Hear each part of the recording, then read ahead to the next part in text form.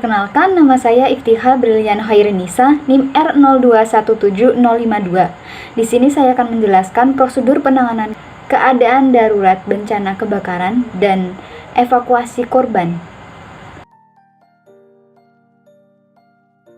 Tim tanggap darurat dibentuk sebagai salah satu langkah pengendalian terpadu dalam rangka mengendalikan dan menanggulangi keadaan darurat yang timbul di tempat kerja.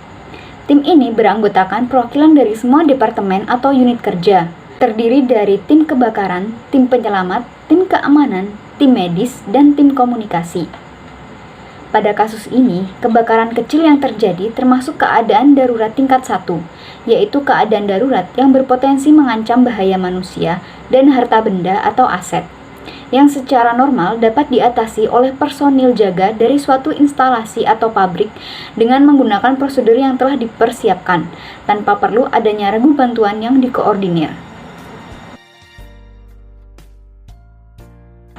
Beberapa langkah yang dapat diambil saat terjadi kebakaran di tempat kerja sesuai dengan kasus ini adalah: yang pertama, jangan panik, karena kepanikan hanya akan membuyarkan konsentrasi dan mendorong munculnya kecerobohan. Yang kedua, petugas yang mendapati kebakaran segera mengkomunikasikan pada tim tanggap darurat untuk menginstruksikan penanganan kondisi darurat. Yang ketiga, matikan peralatan listrik. Dalam kasus ini, kebakaran diindikasi terjadi akibat hubungan arus pendek listrik, sehingga sebaiknya matikan atau lepaskan peralatan listrik.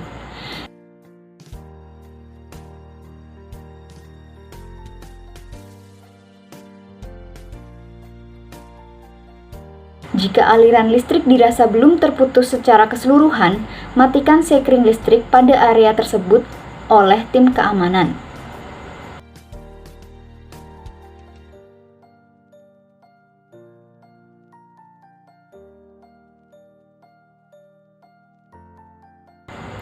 Yang keempat, koordinator atau penanggung jawab ruangan mengevakuasi seluruh pekerja di area kebakaran dibantu oleh safety officer.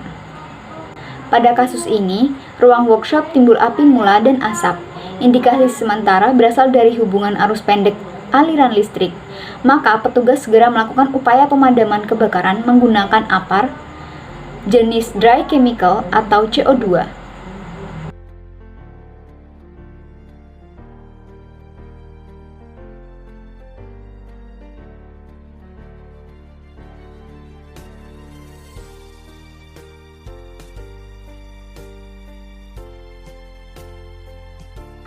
Setelah itu, lakukan penyelamatan dokumen-dokumen dan evakuasi korban.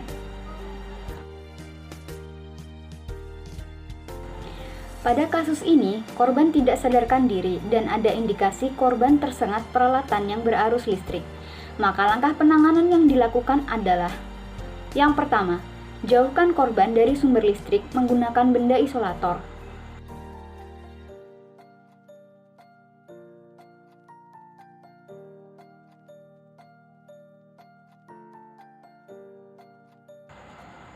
Yang kedua, hubungi tim medis.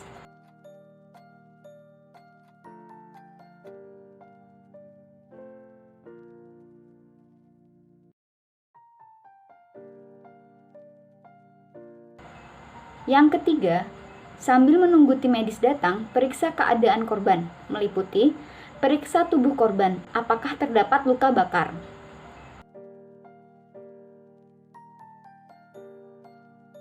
Lalu, cek tanda kehidupan, yaitu nafas dan nadi.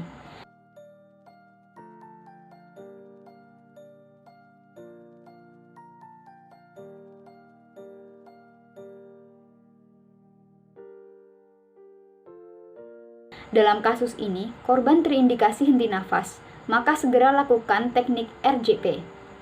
Saat tim medis datang, jelaskan keadaan korban dan kronologi kejadian secara rinci kepada tim medis. Setelah itu, penanganan korban lebih lanjut oleh tim medis.